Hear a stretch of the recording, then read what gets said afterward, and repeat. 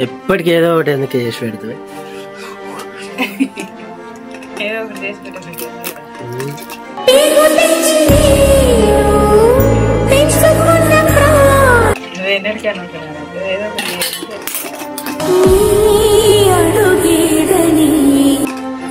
తిని తిని పోయినప్పుడు పైకి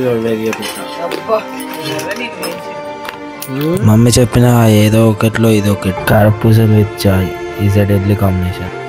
బ్రేక్ఫాస్ట్లో చికెన్ విత్ సర్వపిండి. వావ్.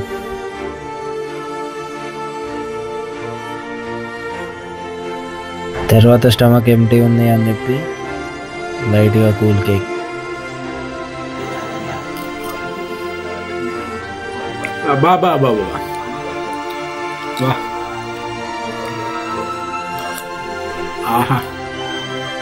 తర్వాత మధ్యాహ్నంలోకి నాటుకోడి విత్ రైస్.